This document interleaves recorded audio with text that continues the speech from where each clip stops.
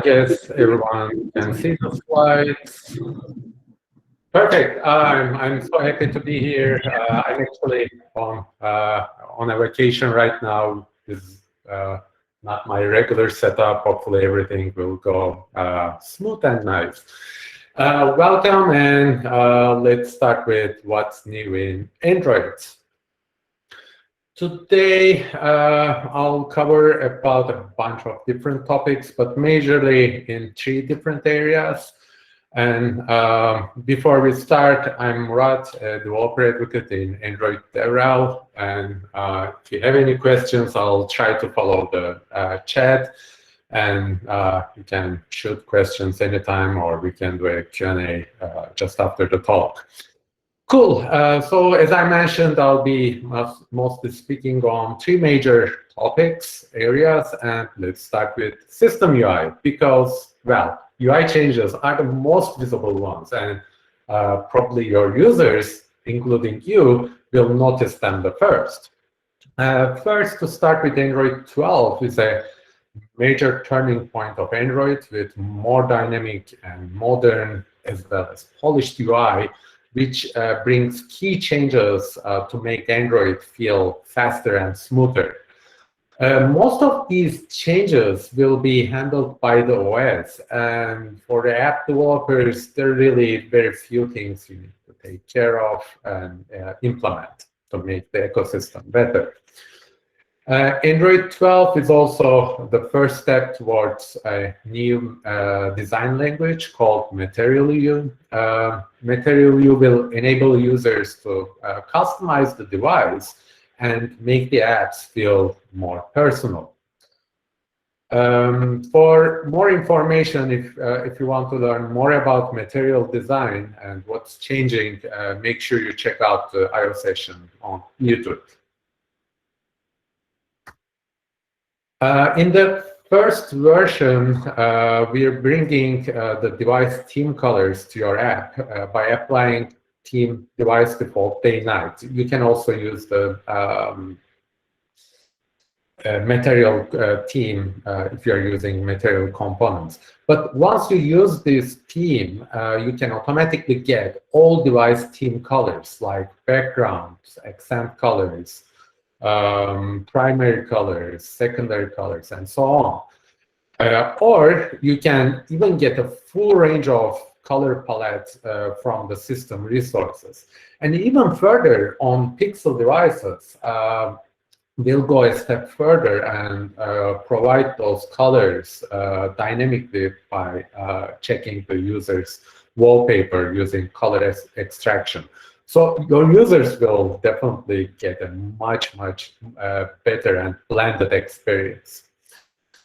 We could not make new Android redesign without improving a core feature of Android, widgets. Widgets have been around in Android since from the first days. And with Android 12, they are getting a major revamp to help users customize their devices even further and to engage with the widget without launching the app in a better way. And we also want to make sure we provide the tools and resources to make widgets even easier to build. So check out for the new Compose library coming for building widgets, which will make things way easier.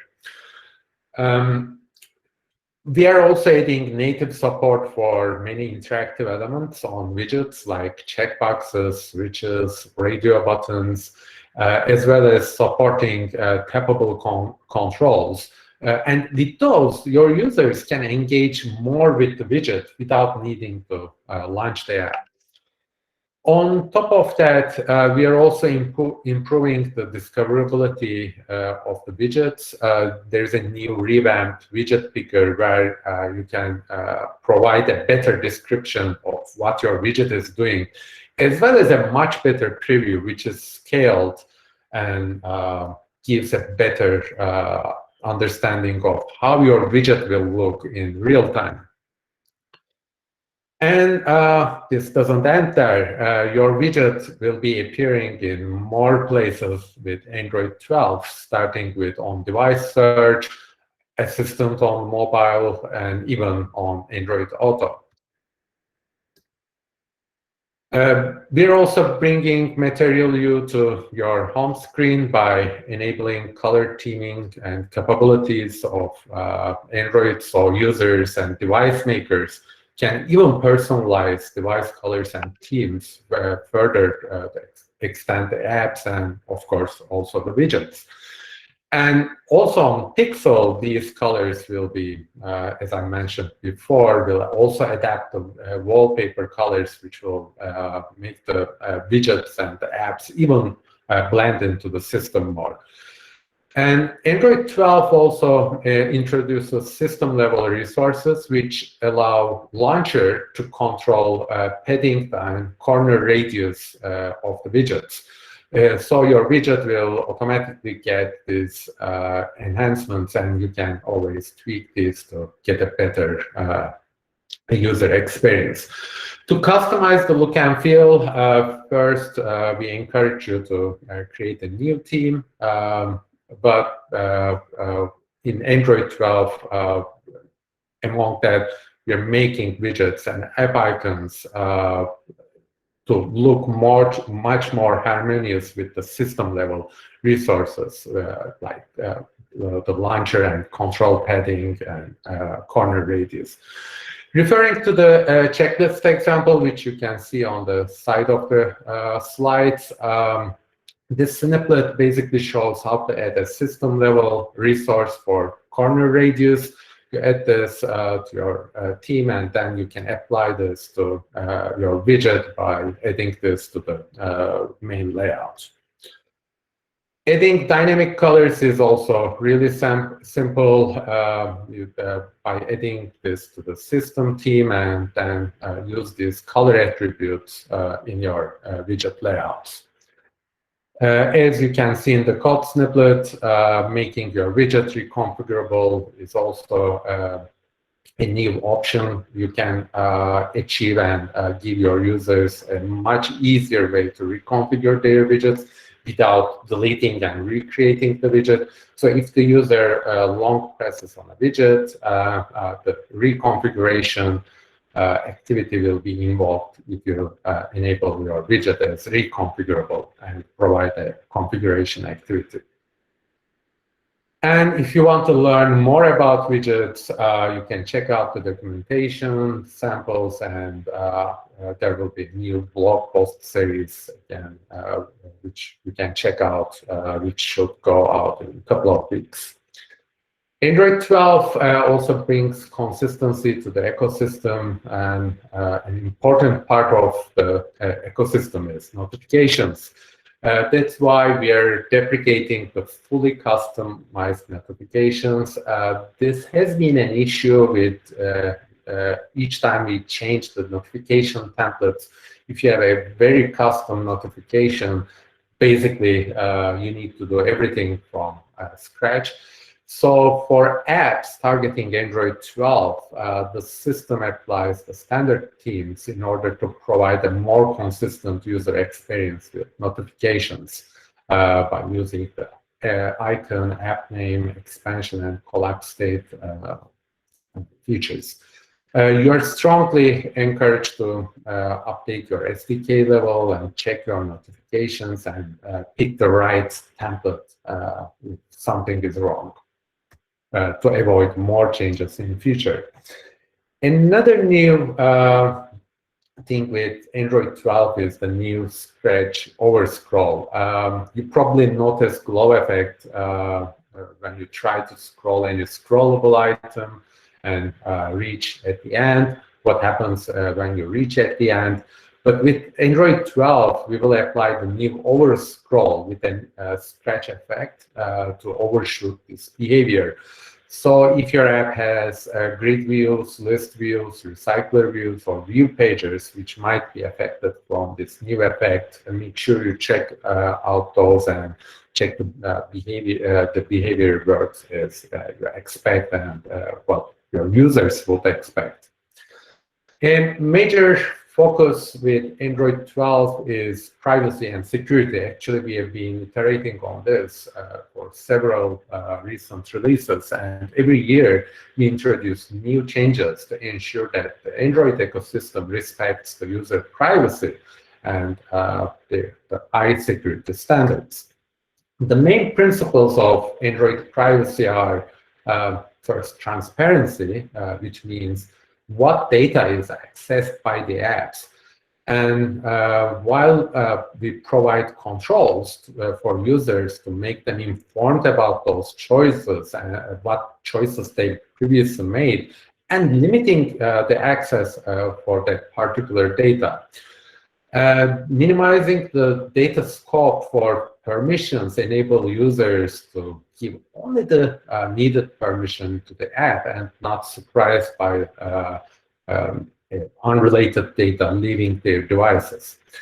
If you want to learn more about these changes, make sure you check out the I/O session, What's New in Android Privacy on YouTube for more detailed information on those. But let's start looking at the transparency principle and cover all those in a brief way. In Android 12, we've added new transparency icons for microphone and camera access. So with those, if your app or any app starts you accessing the microphone or camera, these icons will be shown. And if this accessing is not allowed or was not warranted by the users can just jump into the settings and revoke the permission your app has. So make sure your users are aware of why you're using camera and microphone, and they're aware that they allowed you to do this. And you tell them the use case and why you need these. With Android 12, there is another change. Now users can easily turn off the microphone and camera by using the toggles. This shouldn't mean you will need you would need changes in your app if you're using the permission best practices. Everything should work, but keep in mind that you may lose camera and microphone access while your app actually thinks you're accessing the camera and microphone, but what you will get instead is a blank feed when a microphone and camera are disabled. And to check this, again, you need to set the target SDK level. Sorry, this one, without the target SDK flag, this applies to all SDK levels. Continuing with the control principle, Android 12 brings better control over location sharing. With Android 12, users will be able to choose the level of location precision granted to an app, such as the coarse or fine location. For most apps, coarse location should be fine and work as expected. However, if your app use case needs fine location, such as giving turn-by-turn directions or looking for a particular item in a very specific location, you may need to ask for fine location. In that case, your app needs to ask for both permissions, and your app should still handle the case where user only grants coarse location instead of fine location. So make sure you validate your app's use cases and make sure you really need the precise location permission. If you're using coarse permission already, there shouldn't be any effects. And if your use case definitely needs precise location, you must declare and request both locations permissions, and also make sure your app will function with coarse location, because that's an option which the user might choose. And later you can tell the user why you still need the fine location, and basically show them how your app works and how you can make their life easier with the fine location permission. So, as I mentioned, instead of just requesting find or course location, you need to request them together if you need precise location. And if you're getting any errors or things don't work as you expect, make sure you check logget. We added a new logget error to tell you the find location must be requested with course location. Related to the location permissions and following the data minimization principle, apps which target Android 12 have the option to decouple find location permission for use cases like pairing with devices nearby. Actually, this has been a really interesting thing because when an app needs to scan for Bluetooth and asks for the location permission, it's kind of disturbing for the user. They don't understand why you need the location while you're trying to set up a light bulb or a wearable device.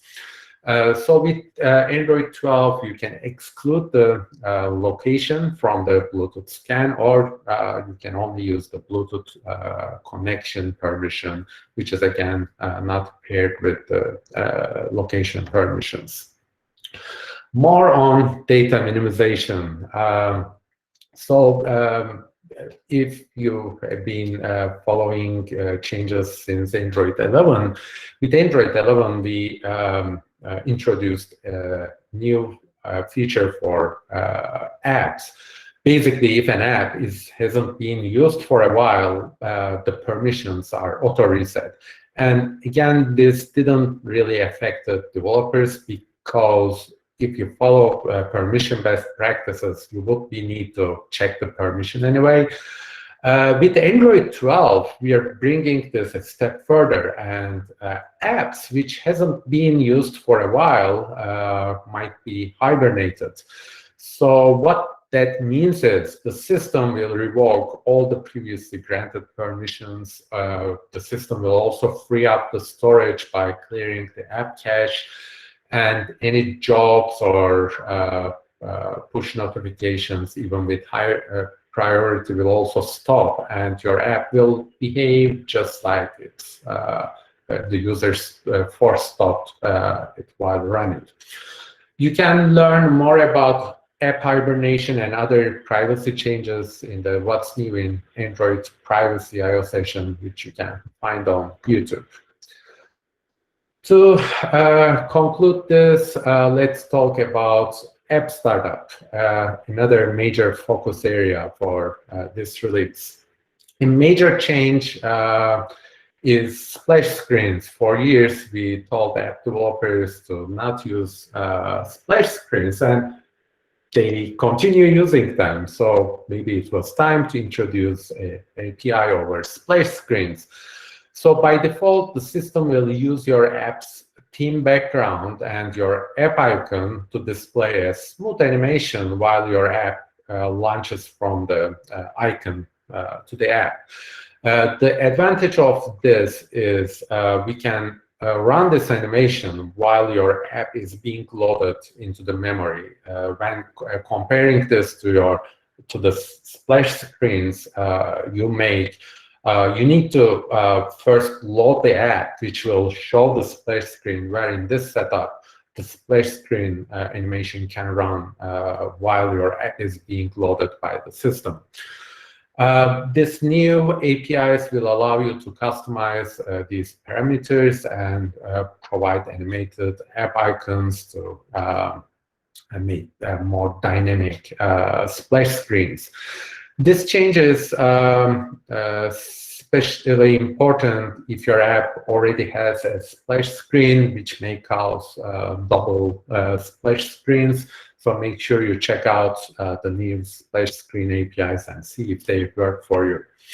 The splash screen is displayed before the app is loaded, and optionally you can customize that splash screen by providing an animated vector drawable, which will be shown instead of your app icon. You can also customize the disappearing exit animation of the splash screen. And to do this, All you need to do is declare the app icon and background color in the app theme by using these new attributes. If you like to further customize the splash screen, you need to get a reference for the splash screen by using activity get splash screen, and later you can customize the animation by using set on exit animation listener. Once again, if you don't want to customize anything, you don't need to do this, and the system will automatically pick the background from the app theme and use the app icon in the launcher. To learn more about splash screen APIs, check out the documentation and the sample. App links is not actually something new. They were introduced to provide verified links to your app to bypass a target app dialog. Unfortunately, we found that developers often make mistakes while building and configuring their app links, which may cause more disambiguation with the dialogues. So with Android 12, we're improving app links to reduce the user friction resulting from improper setup or syntax errors, and we provide tools to detect these problems. We made app links verification granular on a link-by-link basis, so if one link fails, the rest will continue working if they are declared correctly. We've added ADB commands to help you to test these, which you can see in the slide. And secondly, with Android 12, users will be taken directly to the browser for web links if there's no default app installed in the system. Finally, there are new APIs in Android 12 that let you check for domain verification states if you need them. For example, take the user to settings to approve domains for your app so that they can be used as links. So make sure you check out these tools and verify your app link setup is good to go. There is no better time to see if you have mistakes or errors while you created your app links. Another way to launch your app is via notifications. But there is a common practice which ended up being a very bad user experience, which is called notification trampolines. Basically, what a notification trampoline is, instead of when the user clicks on the notification, instead of directing the user to the target activity or screen, the app goes into a broadcast receiver or a service to decide which activity to launch. This results in a poor performance and a slower animation, which you can see in the slide on the, I don't know which one is your right or left, but you can see the first one actually is a smaller and a slower animation, which works with the trampoline, while the second just blazingly fast launches the app. All apps targeting Android 12 won't be able to launch an activity inside a broadcast receiver or service that was started from a notification. And before we conclude this section, another use case is foreground services. Foreground services are mostly used for multitasking purposes, such as you're listening a podcast while browsing internet or checking your email by helping your friends to give directions. So if your app has multitasking use cases, Foreground Services is great for implementing long-running and user-initiated tasks at high priority. Foreground Services are exactly built for these use cases where you can perform multitasking and help user complete an action. However, users found different ways to use foreground services, which is not always works great for users. We found that almost half of the apps start foreground services from a background. And users, when this happens, users are surprised. They are not expecting a non-actionable foreground service notification, and they find it distracting to have a constant notification over there, which doesn't do anything. Additionally, foreground services take up valuable system resources, and the operating system, Android, cannot prioritize resources effectively, thinking those processes need to be foreground all the time. So with Android 12, we disallow launching foreground services from background. This change will apply to apps that target Android 12 and above. That was a quick overview with some of the main changes which you will be seeing in Android 12. I encourage you to take a look at the I/O talks, which give greater detail on each topic and cover them in a much more content. There are more changes which I didn't mention, like new toast style, and native web view. I encourage you to check out those and watch all the sessions to have more idea on those topics. And with that, if you have any questions, I would love to see if I can answer them.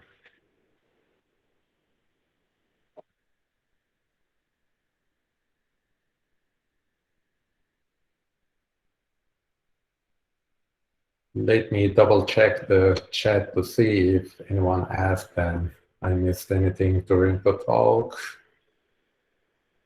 Probably not.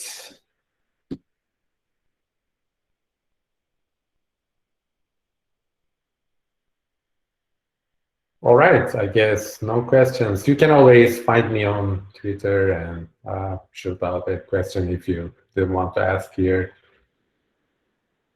Thank you a lot.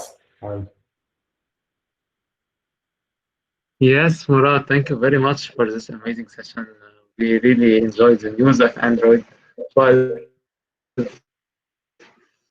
and all this stuff from Google I/O. So if someone or maybe have a question, we do also have 2 minutes extra.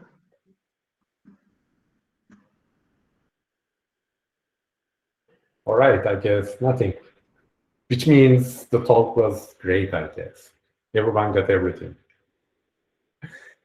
Thank you all for the invitation. Oh, yeah. It was such a opportunity for me Yes, to be thank you. with you all, and hopefully next time we can do this face-to-face. Yes, hopefully we all hope so. Especially maybe at Google itself. Okay, see you again for next time. Have a nice day. Actually, you are now on on evening.